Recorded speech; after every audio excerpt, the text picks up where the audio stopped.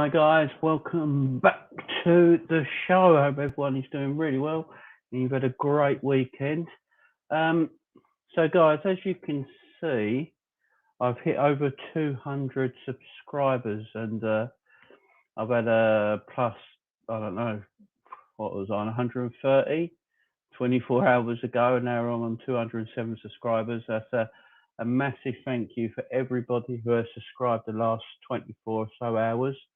I know my wife helped out on Facebook, some Facebook Liverpool communities and all that, reaching out. And same as my daughter is going into hospital soon, and she loves watching the channel, watching me on YouTube and that, and she's got a lot of things coming up in the next few weeks.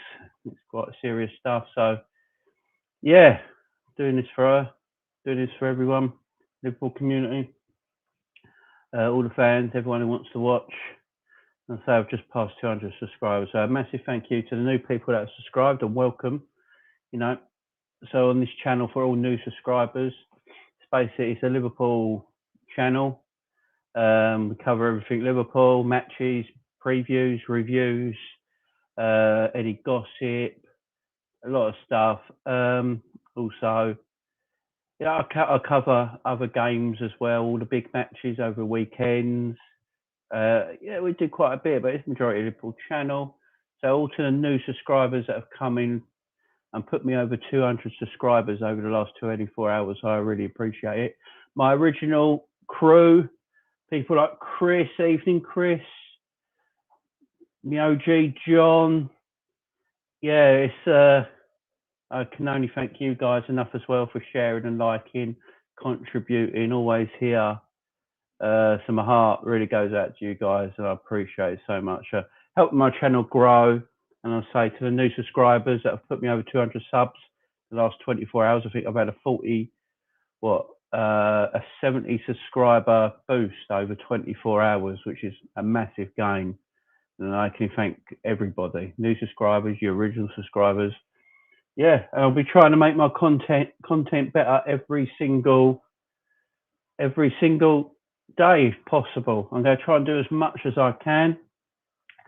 Obviously I do have 3 young children, so it can be a bit difficult to get a lot of content out, but we'll be trying to do it as much as humanly possible over the next few weeks, guys. Big up to Jordan. How you doing, mate? I bet you're happier than I am. Eagle-eyed football. Hi, Jordan. You all right, mate? Yeah, it was. We'll get to it in a minute, Jordan. It was a weird game with some very strange incidents, shall we say. Some I agree with, some I don't agree with. We'll get to that soon. Evening, Doug. Thank you very much, fella. Yeah, it was. It's been good. Cheers for that. Cheers, John. You're the man. Thank you very much, guys. So,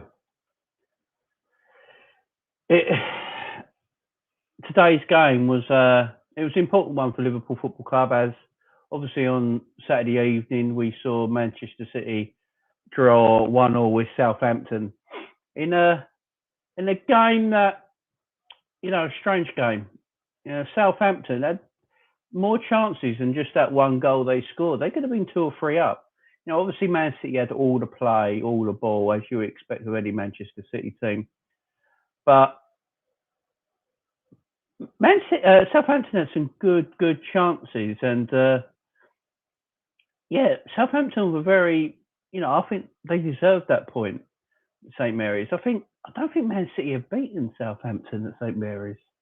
I think they're their nemesis, and it just shows that Man City will drop points in this league. So all the people that say I'm giving up, Man City have won the league, it's over. Look, Man City might still end up winning this league. Let's not kid ourselves. They're an amazing football club, but it's a results business.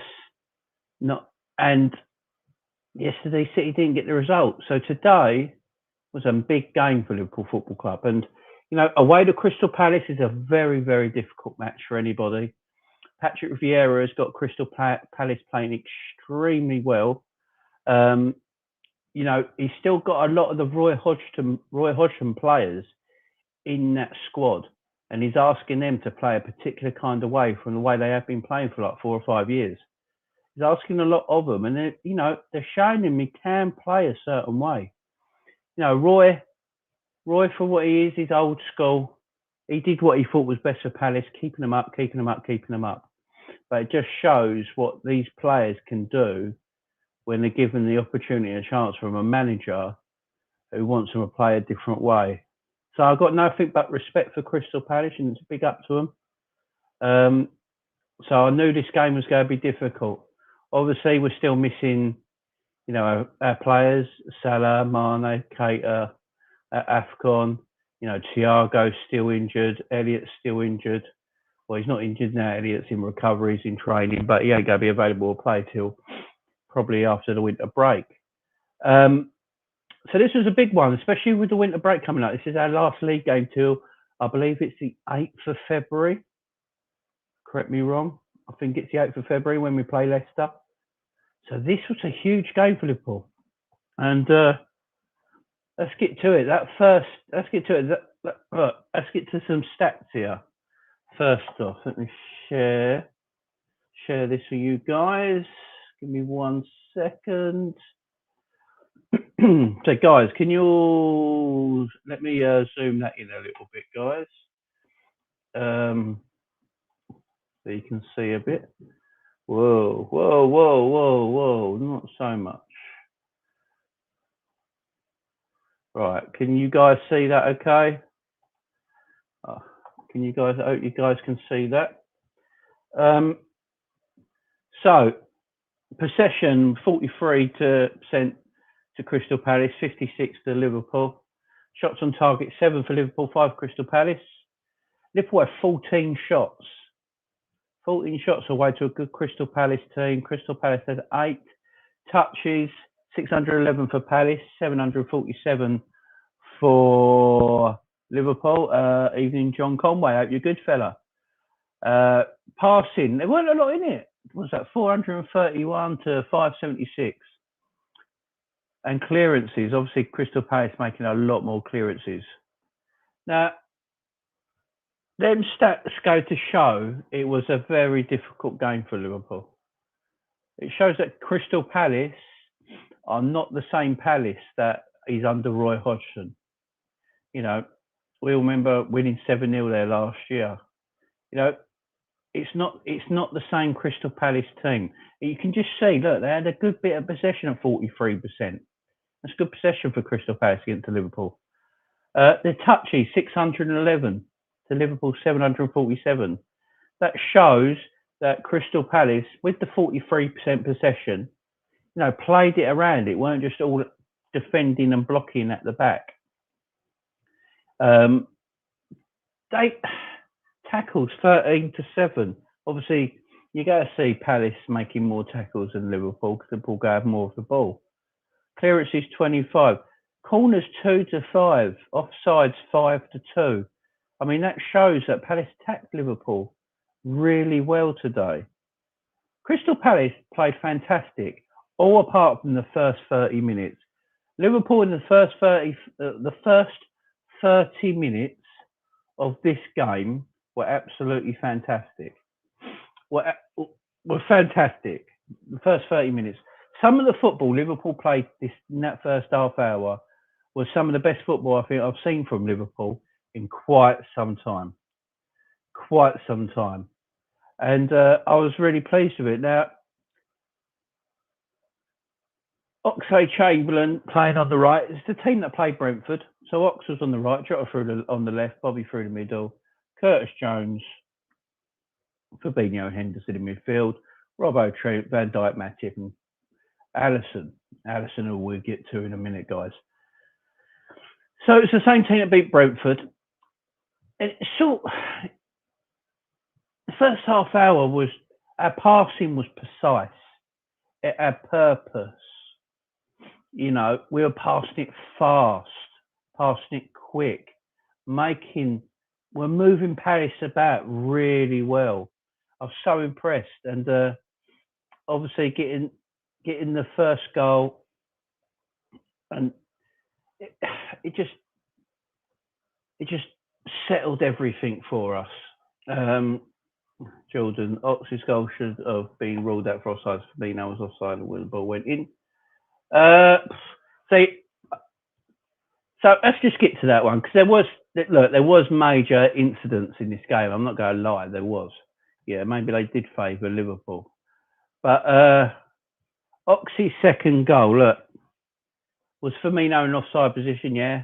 Did he jump for the ball? Yeah. So I believe if Firmino touched the ball, it would have been ruled out for offside. Yes, it draws a defender. It draws a defender towards the ball, leaving Ox in space. But at the same time, what's his name? You have to remind me of this, Jordan. The bloke you got from Watford, blonde beard, blonde hair. I can't remember his name now. It's gone off my tongue.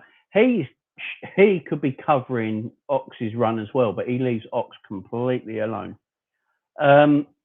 With Crystal Palace's goal, Hughes, that's it, Will Hughes. He sort of left Ox. He should have carried his run and picked Ox up as well.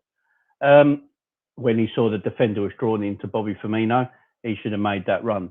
Now, with Crystal Palace's goal, at first, the player, I can't remember who it was, Jeffrey Shutt made the pass to Edouard. Edouard was offside, in an offside position first, but because the ball didn't go to Edouard, it was not classed offside. But Edouard is still the one who scored the goal. So he's part of the process. So it's a tight one. I can understand why it should have been given. I'm not going to argue against it. My thing is Liverpool should have been clear even before that second goal got in. That first 30 minutes, Liverpool should have been 3 or 4-0 up. Wasted a few chances. So I can understand Crystal Palace's argue. I can understand Crystal Palace's argument. I'm not getting you wrong. But I think Edouard in the goal, his first, in the build-up towards that goal, was standing in offside position. It's just that the pass didn't go to him. And then he's one who ended up scoring. But as Jordan says, Edouard didn't have the intent to touch the ball. Correct. But he's still standing in an offside position, which draws a defender into a different position of the pitch. But I can understand your point, and I'm not going to argue it. Look, I'm not going to say it shouldn't have been. Look, Liverpool have had decisions go against them. Palace, everyone in this league, I'll get to this now because it does bug me. So when Liverpool get things like the penalty in that goal today, right?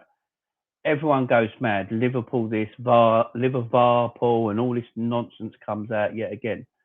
But I've seen every team in this league this season get dodgy decisions, mostly. I saw Man City play Wolves, a month ago, just before Christmas. And they get a penalty for a ball hitting a bloke in the ribs under the arm. And they give a penalty for handball when it never touched his arm whatsoever and smashed him in the ribs. And Man City win that game 1-0. I have seen dodgy decisions to a lot of the big teams. Granted, it doesn't go to the smaller teams like Palace and that. They don't get these decisions. And I agree with that. But all this thing, Liverpool got it again. I've seen so many of the big teams this season get a lot, and I mean a lot, of dodgy decisions for me. So I can't stand all this. Oh, Liverpool got this, Liverpool got that. It's gone against everyone. Man United have had dodgy decisions go their way. Man City have had dodgy decisions go their way. Liverpool have had dodgy decisions go their way. Chelsea, it's just the smaller teams don't seem to get them dodgy decisions, and that might seem unfair, especially from a Crystal Palace point of view. So I'll leave it as that. I'm not going to fight and argue with anyone against it. I really ain't, because I can understand Crystal Palace's argument against it. I will say that. The first goal had there was no argument against the first goal, was there? Virgil van Dijk. It was the goal had been coming. I mean, straight from the off. Liverpool were on the front foot. Some beautiful passing, some beautiful movement, good shots coming in. But the goal came from a set piece. It come from obviously the corner from Andy Robinson. Great corner. No one's picking up Van Dijk at all. How you can miss a 6'4" Dutchman in your box and not pick him up is terrible. Awful defending by Awful defending by Crystal Palace for that goal. There's nothing wrong with that goal, as we all know. That was a perfectly good first goal. And then Liverpool dominated from there.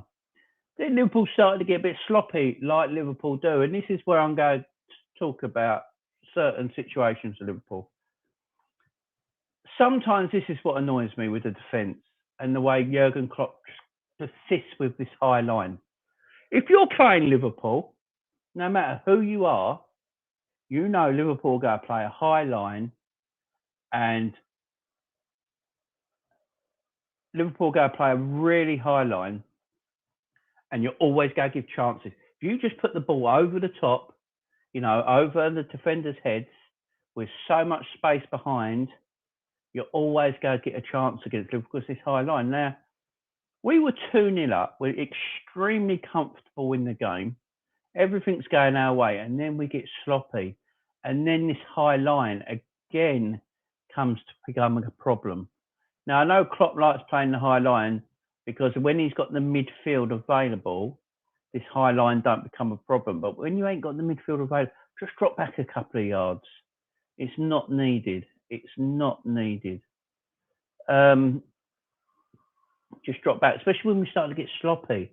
And I could see, and then Palace, they're getting in chances. They're getting quite a few chances, and they're playing, and they're starting to have a bit of confidence because, we can get in behind this Liverpool team. We can turn these centre backs. We can make some good runs and good movement, and we've got good players to do it. And they've got confidence from it. And then the second half starts, and Palace look a totally different team. Totally different team.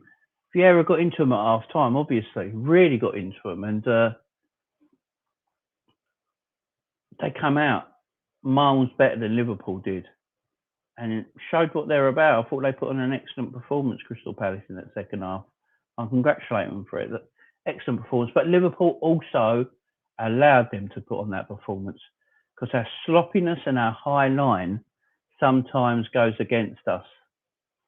And when you've got good players like Crystal Palace have got, nice, quick players, clever players that can play in behind, it was sloppy by Liverpool. They're their own downfall because that shouldn't happen. Liverpool should control games a lot more. But when we haven't got the midfield at the moment, we can't really control games. And that's obviously another problem to talk about for another day. We'll take the video and talk about that.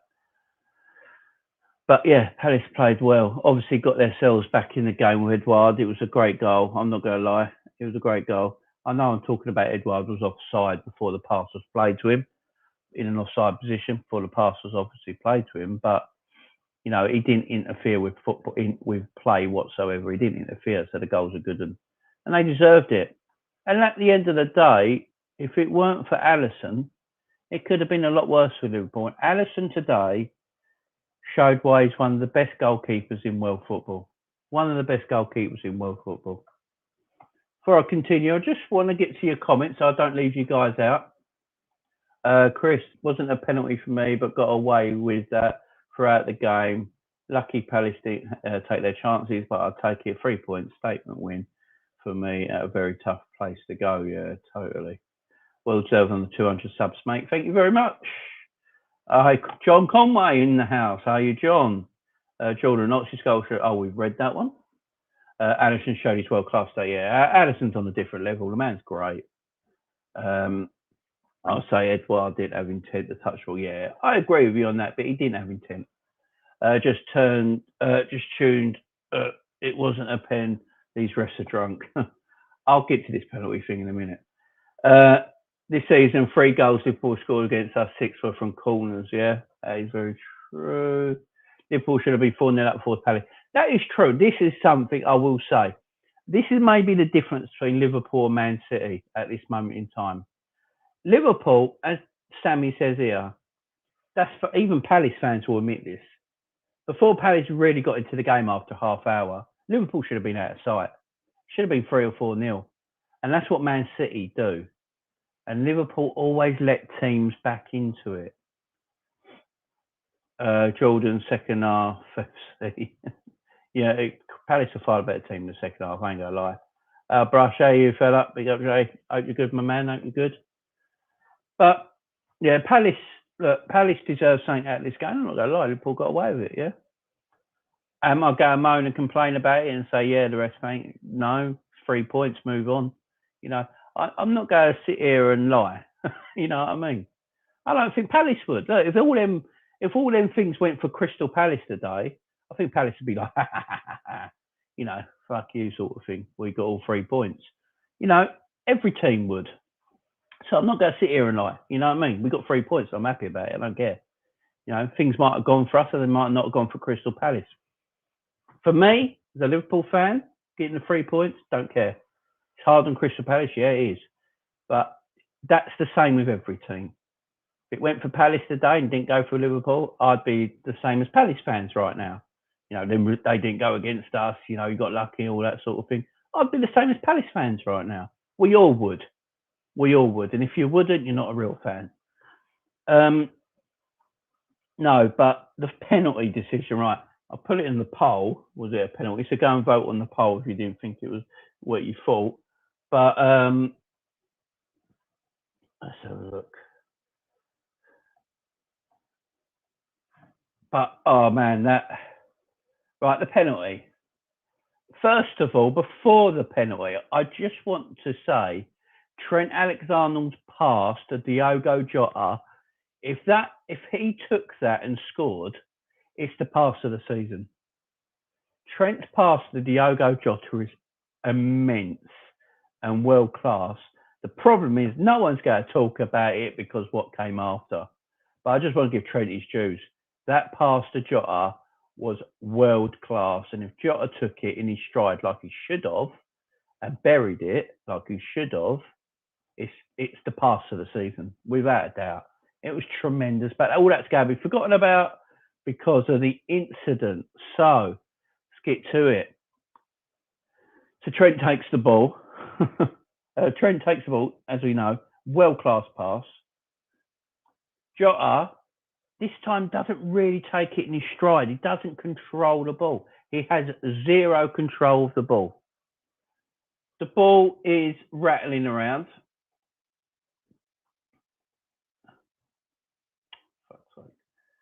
These bloody bots that come in, do your tits in. But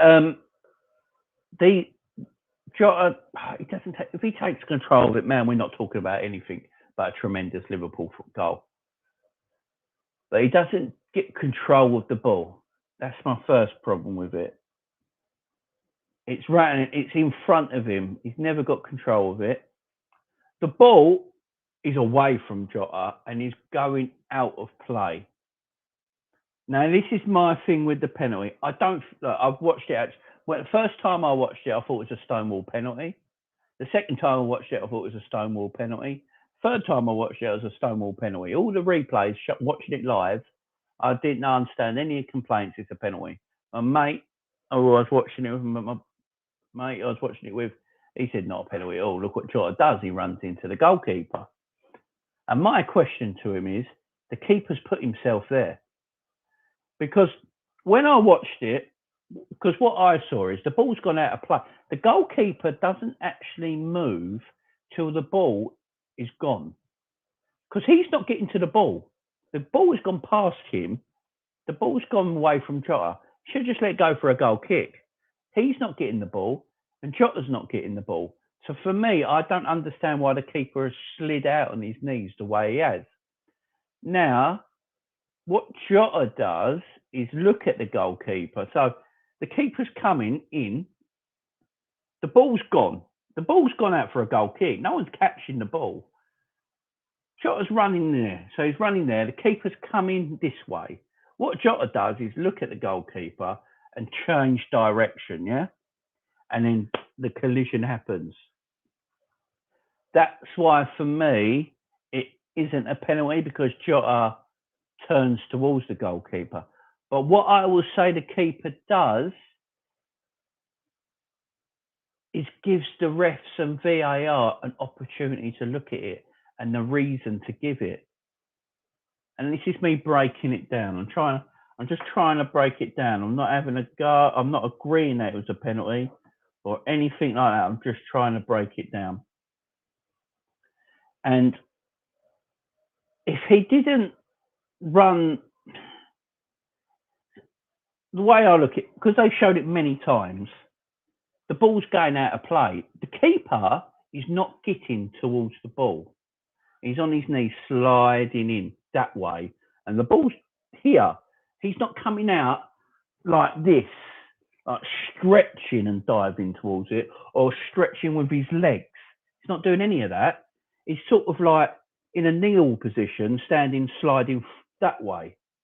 He's not getting to the ball. But Jota, if he doesn't turn into him, just runs past the goalkeeper. He just runs past the goalkeeper and he's taking the goalkeeper out of position. And if he did get the ball, the goalkeeper's out of position then because the goalkeeper's coming this way. Jota just runs past him because the keeper isn't getting the ball.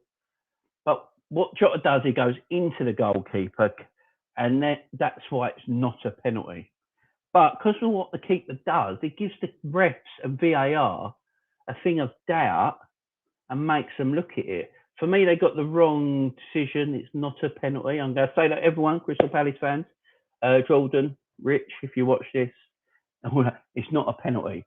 But the keeper gives the refs and VAR an opportunity to look at it, if that makes sense. That's all I'm breaking it down as. It's not a penalty, but I don't understand why the keeper, the way the keeper moved, if you know what I mean. He's not getting the ball.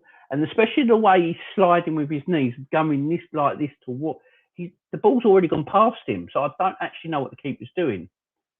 And if Jota doesn't turn his body and goes towards the goalkeeper, he's running past the goalkeeper. Might have got the ball and gone round the keeper. So the keeper's put himself out of position a little bit. And that's why they looked at VAR. And I think that's why VAR gave it. But it's not a penalty because Jota moves into the keeper. You know, it's like tripping yourself up, but a player's next to you. You know what I mean? It's not a penalty. I want to make that clear for everybody out there. It's not a penalty, but I can see why they gave it.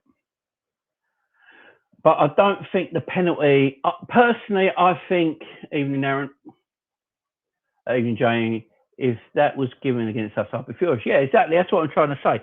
All I'm saying is I don't know why the keeper has slid out on his knees the way he has, because he's not getting the ball. He's not getting the ball. The ball's gone past him. He's not actually making an attempt for the ball at all. And Jota sees that and collides into him. That's why I'm saying it's not a penalty at all. It's not a penalty at all. But because of what the keeper does, makes VAR look at it, if that makes sense. That's what I believe happens. I read something earlier online, and apparently that's why VAR gave it. It's because the keeper's movement. They gave it because of the keeper's movement, but because of that, it's not a penalty. I'm going to take it's not a penalty, and I would have been furious if it was given to me because the player's just run into the keeper. But it's the way the keeper, he's not getting to the ball, and I think that's the problem. That's the problem. No football for a while now. It's going to be boring. Oh yeah, we'll get to that in a minute, man. But yeah, cheers, my man. Cheers. QNTV, guys, he's a good fella. Go and subscribe to his channel if no one has. He is a Chelsea boy, but his streams are excellent. He'll talk about, you know, if you want to go on his stream, he'll talk to you. You know, it's great stuff. Go over there, guys. Check him out. He's a good fella. He helps everyone out. He'll come on, help out the community. He's a good man. Go and help him out, guys. Cheers, QN. Yeah, I don't think the penalty won Liverpool the game. I think Liverpool were going to see out a 2-1. Perfectly honest, I think Liverpool were going to see out the 2-1. The way the game was finishing, Palace looked like they run out of ideas towards the end, and Liverpool brought on reinforcements just to keep that buckled up in midfield. Basically put 5 into the midfield, buckled it up a little bit, and it looks like it was just finishing out to be a 2-1 win. So I don't think the penalty ends the result. Crystal Palace fantastic in the second half. First 30 minutes of this game, Liverpool should have been 4-0 up before Crystal Palace even got into the game. Yeah, it was a strange It was a bit of a weird game, but I'm just happy we got all 3 points. I'm not going to lie. I'm happy we got all 3 points. Yeah, we might have got it a dodgy way, but lots of teams have this season, and fuck it, just go with it, you know. Obviously now, I think the FA Cup. Cheers, John Conway. Thank you very much. Yeah, I got a 70 sub increase over the last 24 hours, which is amazing. And as I said at the beginning of the video, all the new subscribers that have came in the last 24 hours and subscribed to my channel, I can't thank you enough. I love you all, and I hope you enjoy my content in the future. Credit to Ox, the last few games for stepping up, and those Saramane are great point, Aaron. Great point. Oxlade-Chamberlain gets a lot of stick from Liverpool fans. Gets a lot of stick. Sometimes for no reason whatsoever. I've seen Ox play decent games, good games for Liverpool in this season, and Liverpool fans just hang him out to dry for no reason. Look, Ox is a good player. He's 20. I think he's like 27, 28. Still young. The man's had shitload of injuries, damaged knee, legs, ankles, hips, back. Man's had horrible injuries in his young career. Getting back into this Liverpool team's going to be extremely difficult because since Oxlade-Chamberlain's injuries and him being out, I think Liverpool have gone above him now, where we need players at a different level. I think this will probably be Ox's last season, but he stepped up massively. Let's not lie. Look, I'm not going to lie. A lot of Liverpool fans, and there's obviously a load of us, obviously, but there's a lot of Liverpool fans who were worried about AFCON. And if you remember rightly, guys, on my channel, hearing me on Coppish, commenting on Coppish, and other YouTube channels, if you follow me, guys, you would know, especially on my channel, you would know that I said I am not worried when Salah and Mane and Keita go to AFCON. I'm not worried at all because I think we'll beat Brentford, we'll beat Leicester, and you know, and then the FA Cup games they wouldn't have played in anyway. You know, Salah and Mane wouldn't have played in Shrewsbury's game. They probably wouldn't have played at Cardiff next weekend. So they wouldn't have played in these games anyway. And I said, if we can get past these games, get to a cup final and win these 2 league games and continue in the FA Cup, it's been tremendous. It's been fantastic. And it's looking like that way, guys. We've got to a cup final. We've won both our league games. And we've got Cardiff home next weekend in the FA Cup. And we win that, we're into the 5th round of the FA Cup. That's been fantastic. Absolutely fantastic. And then we don't play again in the league till the 8th of February, by which time, in the 8th of February, Mane will be back, Salah will be back, Keita will be back, Thiago will be back from injury then, Thiago will be back, and Harvey Elliott will be back. That's 5 players that go straight into our first team. 5 players that go straight into our first team. We're going to be extremely strong. Apart from the FA Cup now, there is no more football for almost 3 weeks. We'll go with a fully fit team. Liverpool Football Club are going to have a fully fit team when we come back off the winter break on the 8th of February. Do you know how good that is? Look, that's scary for a lot of opposition right now, I'm telling you now. Liverpool Football Club will have a fully fit team. We'll have a midfield again of Thiago, Fabinho, Harvey Elliott, Naby Keita, Jordan Henderson. And then you've got Ox and Milner in there. Our midfield problems are sorted. Yeah? Midfield problems are sorted. Salah's back. Mane's back. You know, Bobby's there. Jota, impressing. Guys, there's a lot to look forward to. There is a lot to look forward to. Got a cup final at the end of February. Just before that, we've got the Champions League return. We're at Inter Milan with a fully fit Liverpool team. I get sick and tired of the depression I see online with Liverpool fans, on Twitter especially. Oh, there's no investment. There's no investment. How can we go on without Salah and Mane? Oh, this is disgusting. We never invested. They knew AFCON was coming up. I hate this team. I'm sick of it. I'm sick of the depression. We've into a cup final. We've won 2 league games. We've won an FA Cup game. We probably will win the FA Cup game at home to Cardiff. Job done. Tremendous work, lads.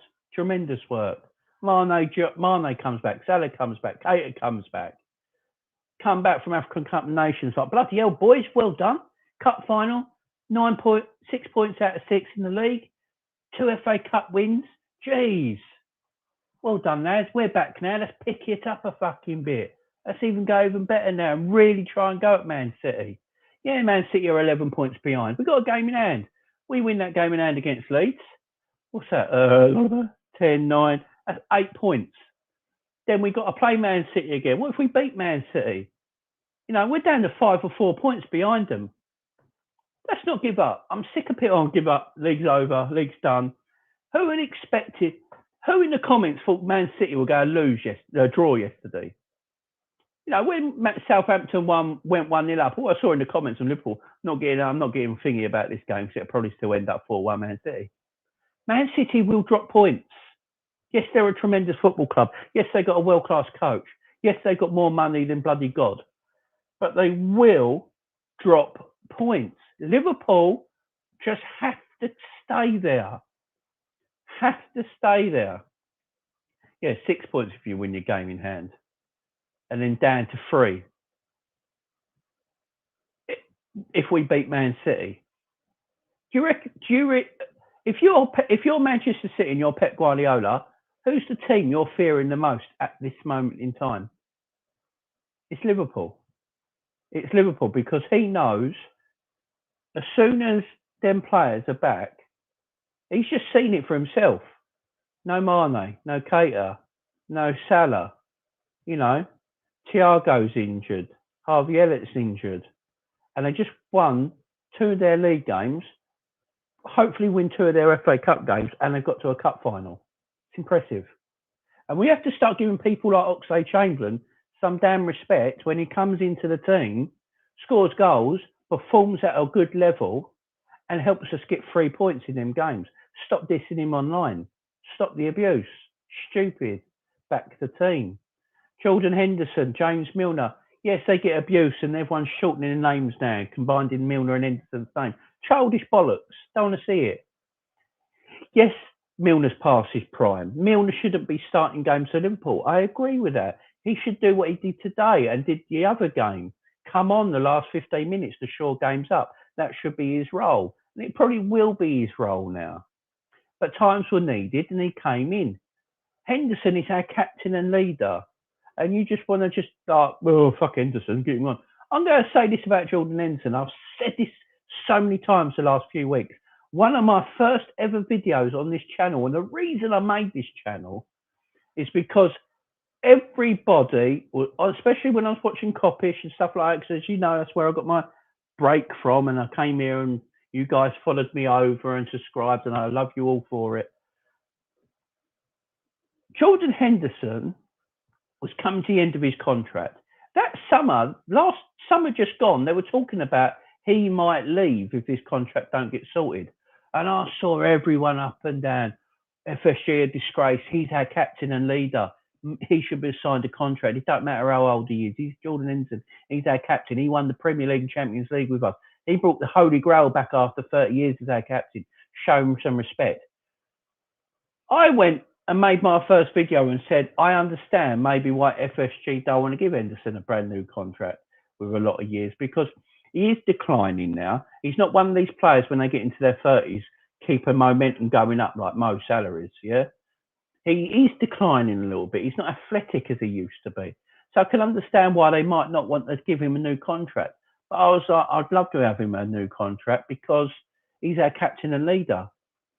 So they gave him a new contract, yeah? And now all I see online all the time is these same people, might I add, slag Jordan Henderson off. Slag him off. Oh, why don't we give him a new contract? He's useless. Oh, I don't want this, don't want that. You can't win. You cannot win. Jordan Henderson is a great captain and a great leader and led us. He and James Milner are part of the reason we have won a league and a Champions League under Jurgen Klopp's reign. Yeah. Yes, they might not be the players they were. Okay, I agree with you there. But stop with the hate. Stop with the hate online and have some respect. We've got a good team. Is it Man City's squad? No. Can we compete with Man City financially no matter what? Even if FSG put into their pockets and spent, we still cannot compete with Man City financially. Manchester City bought a player in Jack Grealish for £100 million. He's jack shit. He's not improved Man City. He's probably with Lukaku, the flop of the season, and with Jadon Sancho, might I add. They're probably the flops of the season. If Liverpool Football Club bought a £100 million player, he would have to play every single week, and we wouldn't be as good without a £100 million player. How is anyone meant to compete against Manchester City when they can afford not to have a £100 million player in their team if they don't want to? This is the same team that didn't have a De Bruyne for almost a whole season and still won the league. And everyone regards De Bruyne as the best midfielder in the world. Yeah. How are you meant to compete with Manchester City like that? And the fact that Liverpool are the only team that is capable of competing against them shows that we haven't got shit players. We have got very good footballers, but we've also got a world-class manager, a superstar manager that is getting the best out of some of these players and making them world-class. I don't know if everyone saw it. Mark Goldbridge. We all know Mark Goldbridge. Yeah, might be a Man United fan. Sometimes he talks utter bollocks, but he made some sense. He was doing the Liverpool Arsenal watch along, and there's a clip of it on Twitter. If no one's seen it, try and find it on Twitter. And he says the difference between Liverpool and Man United is massive, and the reason is when Jurgen Klopp buys players, he makes them world class. Look at the players Jurgen Klopp has developed and made superstars, world class footballers, and like he says, Man United buy very, very good footballers in their team, but they don't improve ever. They don't improve. They actually get worse. Look at Aaron Wan-Bissaka. When he was at Crystal Palace, he was a good right back. He was actually a better crosser of the ball at Crystal Palace than he is at Man United. He's got worse. This is what I say. Yes, I want FSG to make more. I want FSG to put more investment in. I'm not saying I'm in FSG in anymore or anything like that. It gets on my tits. I can't be asked this whole FSG debate.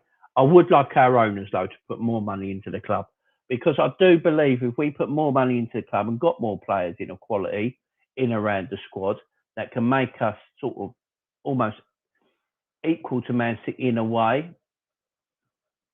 we would be title winners or competing for the league for a long time to come. Hopefully it happens this summer. Because look, the team does need changing around a little bit. You know, Salah hopefully signs his contract. Fingers crossed that all gets sorted. Mane and Bobby have also got 18 months to go in their contract, and I can't see them both staying. I've seen one of them getting a contract and one of them leaving, and we use that money to get someone in. We all know what we look at. We look for players from 24 and under that can be established into world-class footballers like we did with Mane and Salah and people like that.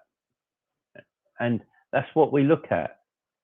And if you keep the players we got, if you keep the Salahs and Manes, the Thiagos, the Fabinhos, the Van Dijks, you keep these players, even if they're in their 30s, and you buy the quality players that are going to be as good as them when they're their age, around the 24, 25 mark, and you develop them, you can still develop them at a time. You've still got these world-class players in.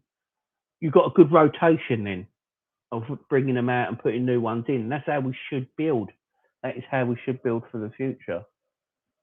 I just want, that's a little rant. I keep seeing it today.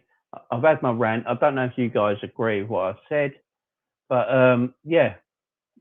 Let's get to some of your comments. No, football while it's going to be boring. It's going to be extremely boring, my man. Obviously, we looked at QNTV's comments already. Big man, big man. John, thank you for the cheers, my man. Cheers, cheers, cheers. Credit to Ox, the last few games. Yeah, it's tipped up. Well said, mate. Thank you very much, Aaron. I appreciate that, my man. 6 points if you win game in hand. That's correct.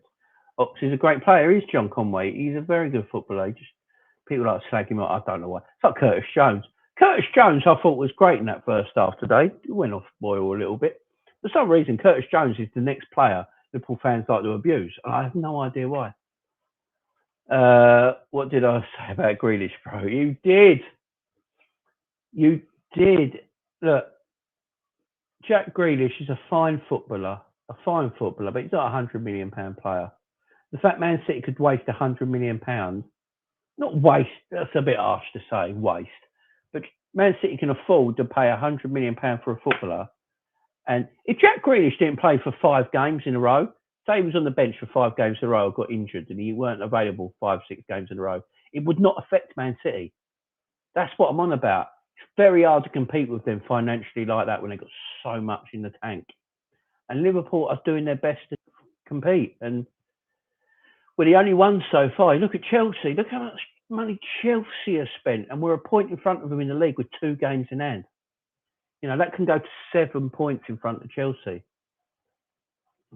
I prefer the points in games in hand because you never know what happens in games in hand. But now this season's a good one for Liverpool so far. Nothing's over till it's over. We can still win the League Cup. I'd love to win the League Cup. I don't know about you guys. Obviously, when you start the season, the League Cup's not your priority. It's the Premier League and Champions League. And then it's everything else. But bloody hell, if we win the League Cup in February, that's going to only boost the team's confidence. You've won a trophy. Football is about winning trophies.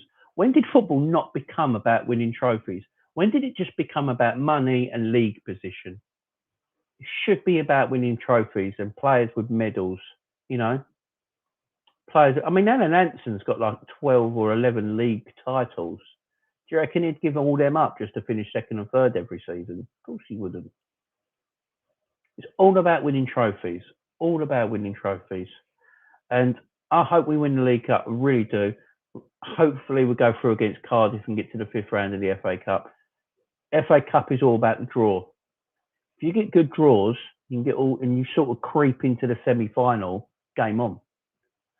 And the Champions League is Champions League at the end of the day. Liverpool have just got Champions League heritage.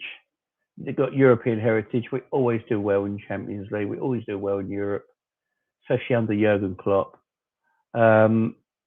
I want to right some wrongs from last year. That Madrid performance last year against Real Madrid, we shouldn't have lost to Real Madrid, especially that second leg. We absolutely smashed the granny out of them, and we should have beat them. So yeah, I want to right some wrongs there, and I think we can beat Inter Milan over 2 legs. I really do, especially at Anfield in Europe. I really don't see teams really beating us unless there's mistakes, like there was against Atletico Madrid a few years back, and things like that. Unless there's mistakes like that, I don't really see us losing many games at home at Anfield in Europe. So there's a lot to look forward to, guys. A lot to look forward to. So, guys, let's talk. Watch the Milan game tonight. The pitch is awful, not great for when we play Inter. No, I heard that. Someone say that today as well. The last few weeks, someone's been saying that. Yeah, especially when we like to play, you know, high possession football. We might have to go a bit more direct if that's the case. Man City have never won the Champions League and all the money they spent. Yeah, it's true. It's true. I've said it all season. I believe it'll be, unless they draw each other in the quarters or semi-finals, I have this feeling it's going to be a Liverpool-Man City final in the Champions League. I really do. I know Bayern Munich are a phenomenal side, but I really do think if Liverpool-Man City play Bayern Munich, they beat them and go through. I really do. The thing with Bayern Munich have lost some games in Germany this season to teams they shouldn't be losing against. You can get out Bayern Munich. And the thing with Bayern Munich, they're not used to the intensity that Liverpool and Man City will play against them. And I think that will get them over the line in them games. Real Madrid are the dark horses for me. I just don't know what Real Madrid are going to do. Yes, they're burning up the Spanish league, the Liga. They're completely ripping that apart and look like they're going to fly away with the title. But that league's dead, completely dead. Atletico Madrid are awful. Barcelona are awful. The league's dead. It's easy for Real Madrid at this moment in time. So I just don't know what Real Madrid team you're going to get in Europe when you play them. They've got phenomenal footballers. They've obviously got that midfield three, which is probably the best midfield in Europe still. Yeah, it's going to be a mad one. I'm telling you. That's what I'm saying. This season ain't over. There's a lot for Liverpool to go for this season. And we could come out of this season looking quite good, guys. Looking quite good. Bayern suffering a lot of midfield injuries. Yeah, that's what I heard. But there's a lot to look forward to. Now, there was a game after this Liverpool game today. All right, while this Liverpool game was playing, let's just get to this for a minute, guys, because this is going to be funny. So why obviously Liverpool and Crystal Palace are on at 2:00. So were Arsenal and Burnley. Now, Arsenal fans, we all know they've been giving it. When Arsenal win 2 games in a row, a certain player plays well. They're the greatest team again. They're back. Smith Rowe is the Croydon Messi. You know, all this and that. Saka's the best youth player since youth football ever started. And all this complete nonsense you hear all the time, yeah? They drew 0-0 at home to Burnley. What these fucking bots? Do my tits in. They drew 0-0 to Burnley. 0-0 to Burnley. Let's just let that sink in for 2 seconds.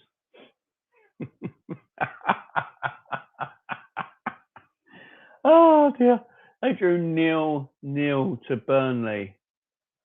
Oh, they're a dead club. And they want to give Arteta a 2-year contract. Please give him a 2-year contract. Please. Now they're on about Arsenal fan. I'll see Arsenal because there's nothing better to watch than Arsenal fan TV after Arsenal have been shit. It's the greatest Arsenal fan TV. This is how I think Arsenal fan TV is the greatest sitcom ever written. It's the greatest sitcom ever written. It's the greatest comedy ever written. I piss my pants. It's hilarious. The excuses they come out with. They spent 150 million in the summer. 150 million in the summer, and things are still not good enough. Yeah, maybe look at your manager. Hi, Luca. Sorry about the result, Luca. Right, I will say Luca is not one of these Arsenal fans. Luca's a sensible Arsenal fan. He's got a sensible head on his shoulders. He doesn't talk garbage. But you know, like some Arsenal fans do. I'll give Luca credit. I'll give Luca a lot of credit. He talks that he's pissed off. He wants Arteta gone. Luca wants Arteta gone. So I'll give it to Luca. I won't diss Luca. But I'm talking about other Luca. Don't worry about it, mate. Close your ears. Because this is going to be funny for a minute. They spent a lot of money. I've said this for a while now. Everyone keeps telling me Arsenal have improved this season. They're not the same Arsenal anymore. And I've been saying they've not improved. They are still the same Arsenal.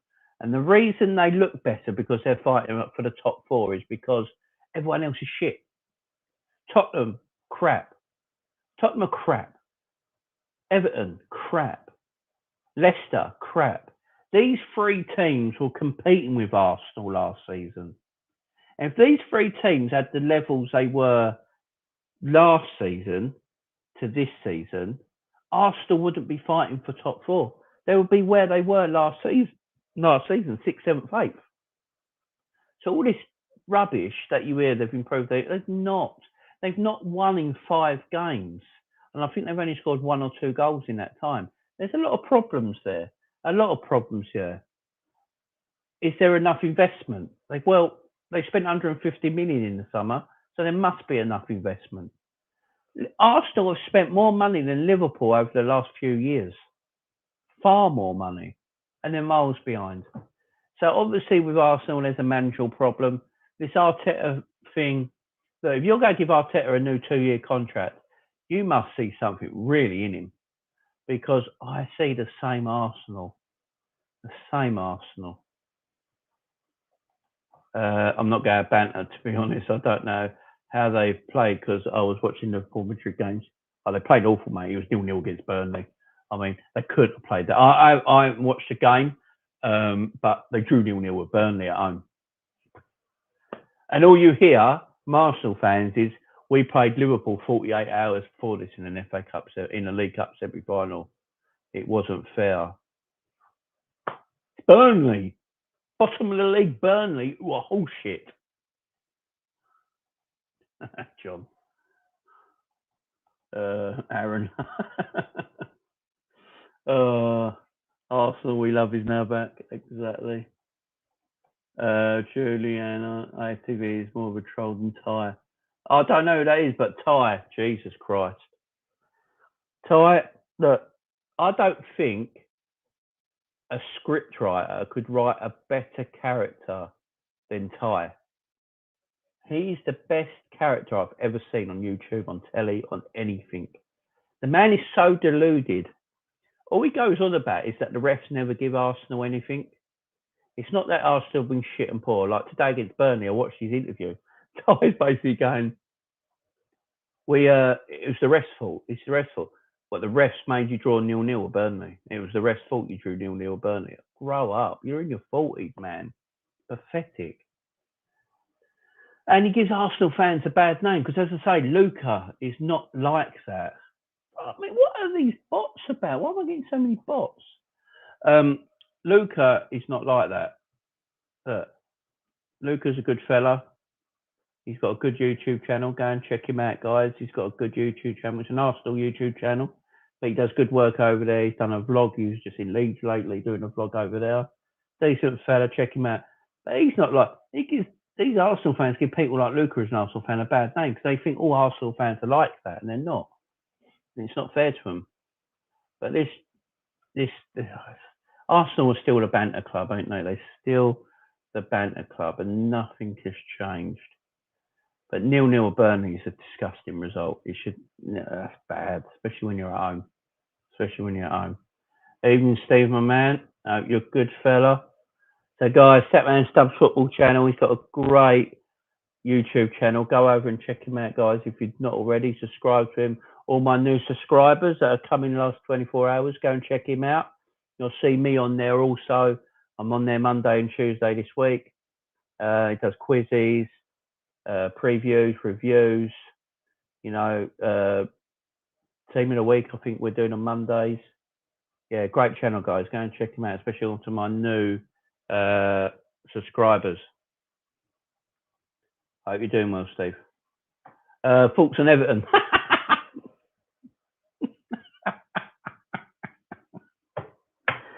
Oh, fuck Everton.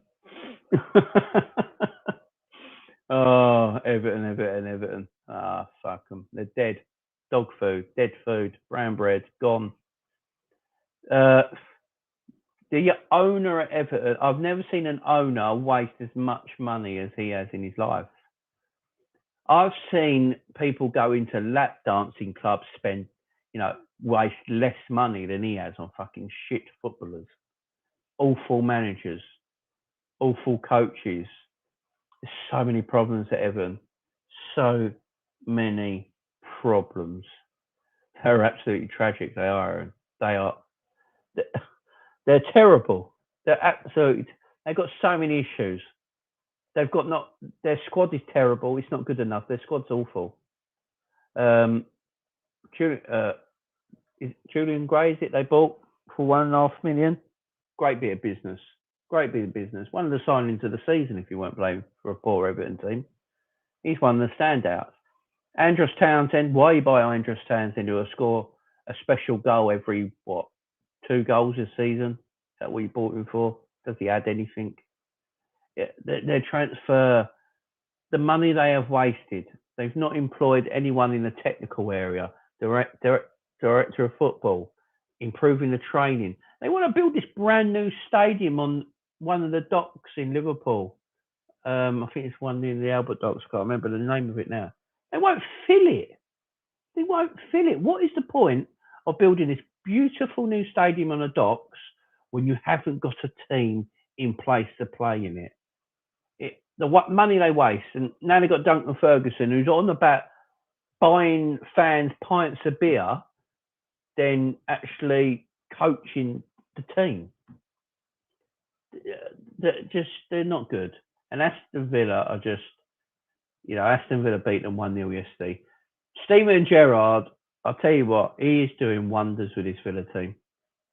He's building a good team there. He's getting all the boys back together. He's getting Coutinho. He's going to be looking at Suarez in the summer. Lucas Dean came from Everton. And I will say this. The Everton fans threw stuff at Lucas Dean yesterday. You're an absolute disgrace and you should never be in a football stadium ever again. You're an absolute disgrace. He left your football club because there was no improvement in your football club. What do you want him to do? Rot there? Rafa Benitez weren't playing him. He didn't like him. Aston Villa gave him the opportunity to go, look, you're a decent left back. Come to Aston Villa and show you what you got. You throw stuff at him. You're a disgrace. And I hope they find you and you never can step inside a football stadium ever again. I don't care. It's disgraceful. You can't do that. These footballers are not paid to take anything you throw at them in the head.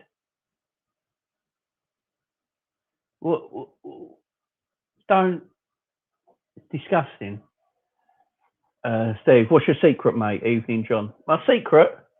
I've put OXO cubes in my bolognese. Makes it nice. My secret is, you mean the subs, Steve? Do you remember the subs? So here's my secret. My lovely wife, yesterday, so my daughter, I'll tell you the story. My daughter obviously is having major surgery on her neck because my daughter's spine is really bad and her head basically sits on her shoulder and it's fused there. So they go do a massive surgery where they go fuse her neck and keep her head up straight. It's a big thing. She's having at Great Ormond Street. But my daughter likes watching my YouTube channel. And so I do. That's why I try not to swear as much as I do. I do because I can't help it sometimes. But she likes watching me. Oh, it's Daddy on. She thinks it's Daddy on telly. She loves it. And my wife yesterday, she went on Facebook and went on all the Liverpool groups and all the Liverpool groups on Facebook and plugged my YouTube channel, and I got 70 odd viewers, 70 new subscribers in 24 hours. So yeah, I've got to thank her for it, really do.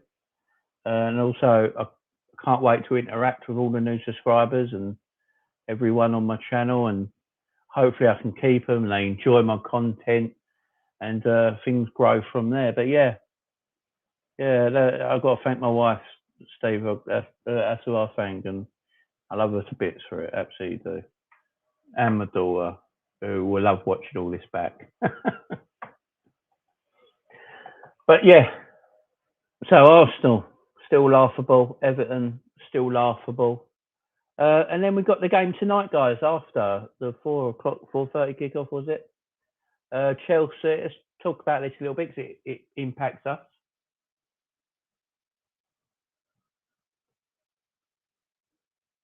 Cheers, my man. You're a cracking bloke too.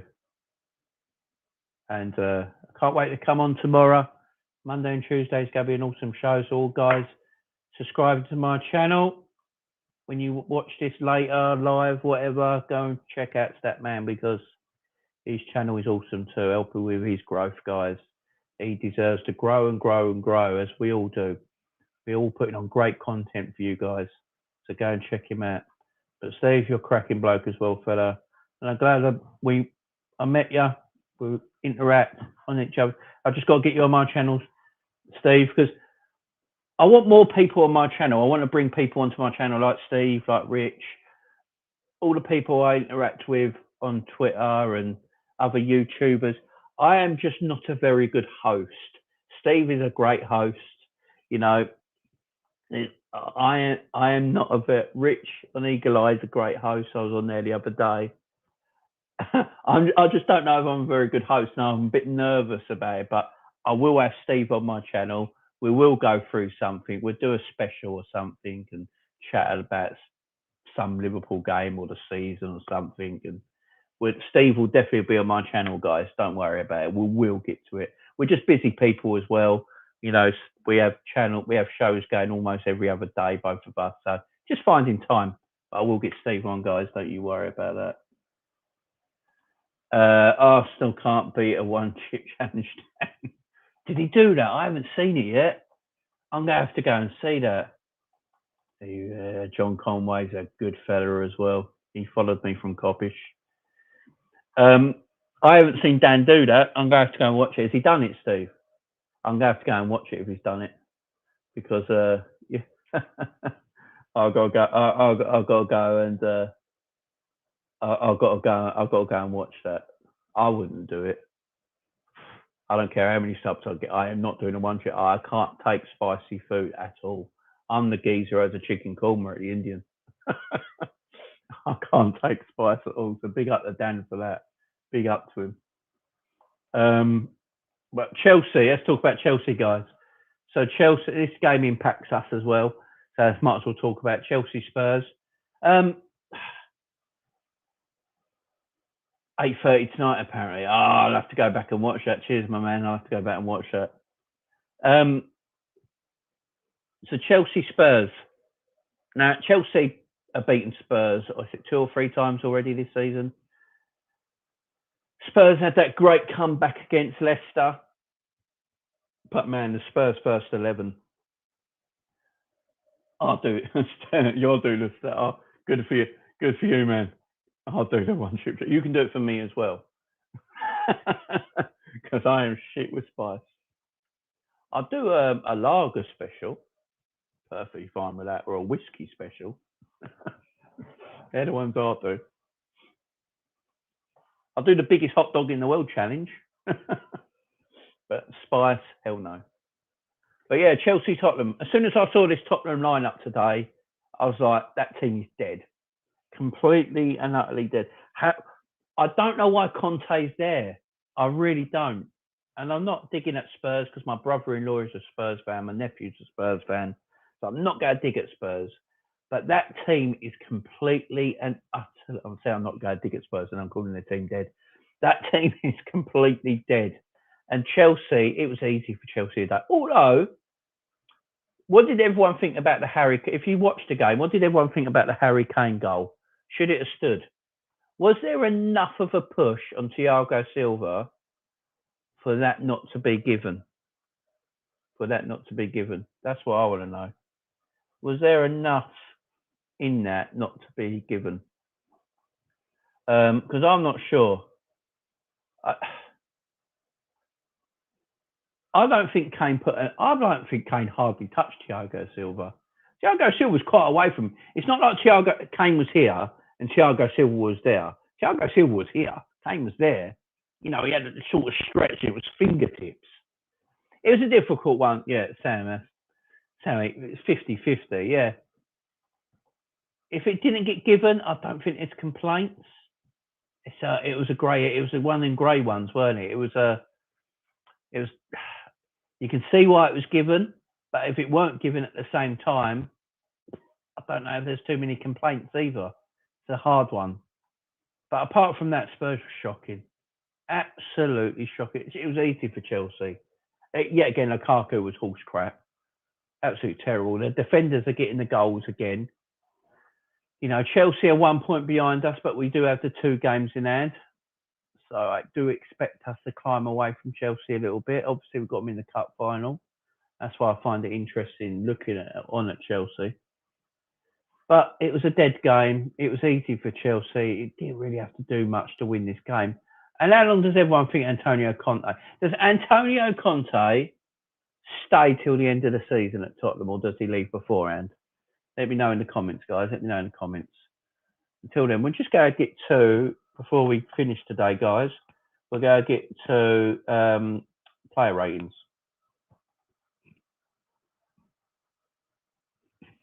So we're going to start on the back line. So guys, Alison Becker. Everyone see this all right?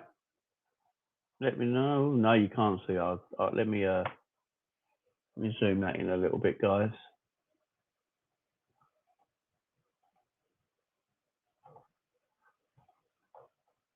Have a look. Oh, can you see that, guys? Can you see that? So Alison Becker obviously got a 9, and rightly so. I don't know what you got to do to get a 10, but yeah, he got a 9. He was at his world-class best today. Let's put it that way. Alison Becker was at his world-class best. These are the ratings from the Echo, from the Liverpool Echo this evening. These are the player ratings coming from there. And we're going to see if we agree or disagree with these ratings and what ratings you, if you watch the Liverpool game today, would give. So Alison Becker got a 9. Is that fair to everybody? Do you think he deserves a 10? Because without him today, we might not have won. He was phenomenal. He showed today, for me, why he's the best one-on-one goalkeeper in world football. His one-on-ones with attackers are phenomenal. Absolutely phenomenal. He's, for me, the best one-on-one goalkeeper in world football. Tremendous keeper. His positioning in that goal is out of this world. Out of this world. Trent got a 7 today. I thought by the Echo, Trent got a 7. Do we agree with Trent's score? John's going 10 for Allison. Yeah, I'll go 10 Allison because I don't think we win without him. So how can you not give him 10? I know we conceded a goal, but that wasn't Allison's fault. Trent a 7. What did everyone think from that? Trent, I thought was it was great in the first half, a bit lackluster in the second half maybe. I think 7's a fair score for Trent today. And Matip a 6, and I have to agree. So the Echo's giving Matip a 6. I thought Matip was awful. Now, against Arsenal in the second leg, he came off at half time, and everyone was wondering if it was an injury, why he came off, because Klopp don't usually make second half substitutions like that. It's very rare. I think he's done it at Cater a couple of times, especially one in Madrid. But he was very sloppy with his passing today, Joel Matip, and very sloppy defending as well. I thought he was out of position, caught out of position quite a lot of times. I thought Van Dijk had to cover Matip and himself today, which is extremely difficult to do. Yeah, so Matip a 6, I think, is a fair score. Van Dijk got a 7. Van Dijk maybe, I mean, on the Palace goal, he obviously didn't see the player behind him. So that was a difficult one. You know, he weren't aware of him behind him. We couldn't see him. He tried to cover Matip a lot today. Yeah, I think Van Dijk a 7's deserved. Andy Robertson an 8. Yeah, I'll go Andy Robertson 8. I mean, he got 2 assists. He was defensively good as well. Fabinho a 7. Yeah, I'd go that. I'd go Fabinho a 7 as well. I think that's about right. He had a good first half, but he was a bit sloppy in the second. Hendo the same. Curtis. Yeah, the midfield gets a 7 all round for me. I think I agree with the Echo here. I do agree with the Echo here. So we can put in our own ones. Should we go Ali 10? Can you all see this? Should we go Ali 10? Trent 7. What we say for Matip? 6. 5 or 6. I'm going to go 6. He weren't awful, but he weren't the best. Van Dijk 7. Robbo an 8. I mean, he had 2 assists and he was defensively good all game. I'm going the whole midfield today 7 because the first half they were excellent, but the second half we had no midfield control for me. Let too many balls get in behind us. Ox, I'm going 7 as well. He got a good goal, but came off after an hour.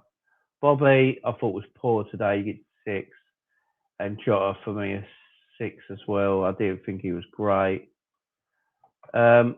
Yeah, guys. So that's my ratings for this. Let me know your ratings in the comments. Put your ratings in the comments. Leave your comments. Leave your ratings down below, guys. So comment down below after this video and leave your match ratings for today, guys.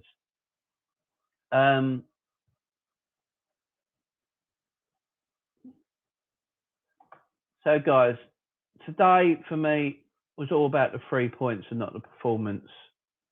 Just because what happened with Man City yesterday, and this being our last league game till the 8th of February against Leicester. It was all about result today over performance. We go into Cardiff next weekend, I believe, at home in the fourth round of the FA Cup.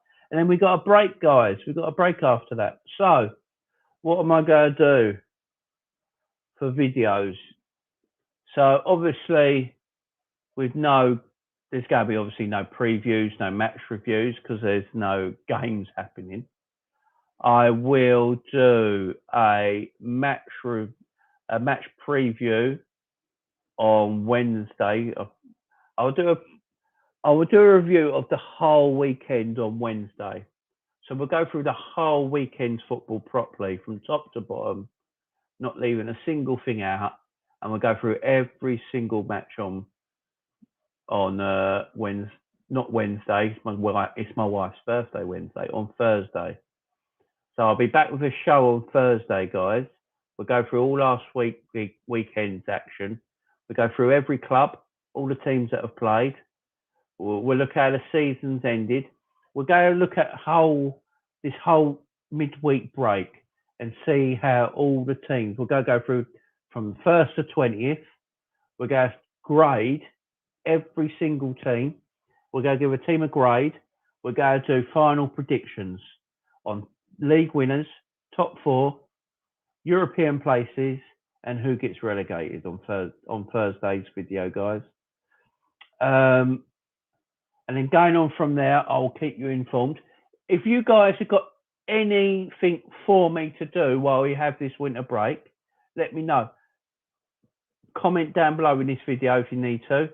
Or if you follow me on Twitter, Jamie LFC39, that's my Twitter handle. Follow me there. If you're not, comment on some videos you want to see me do, guys, and I'll do it. You know, if there's some good ones there, we'll go for it. We've got a break here. I'll do an FA Cup preview and review of the Cardiff game. On Thursday, we'll grade every team in the league. Who wins the league, who finishes top 4, who finishes European places, who gets relegated. That should be a good video. Obviously, catch me on Twitter.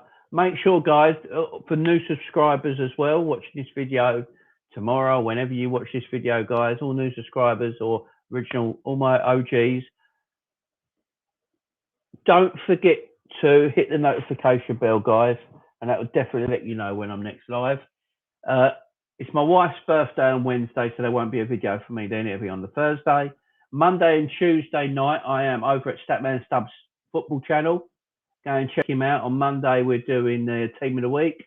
On Tuesday, we look back at the review of the weekend's games. So come over then, guys, and see me then. You guys have been fantastic today. It's been a great show. I've really appreciated all the comments, guys, all the love, all the extra subscribers. Shout out to every single one of you for joining me tonight. Don't forget to leave your match, your ratings for Liverpool below in the comments, guys. Get down there and then comments. Give me your ratings for the players down there, guys, and I will look at them tomorrow. And yeah, thank you very much, John. Night, mate. You take care, fella. And that's it, guys. That's it all for me. Thank you so much yet again for tuning in. See me on Statman Chubb's channel Monday and Tuesday. I will be back Thursday for that great show. It should be a good one. I'll even open the phone lines and we can all get involved. Till then, guys, thank you very much.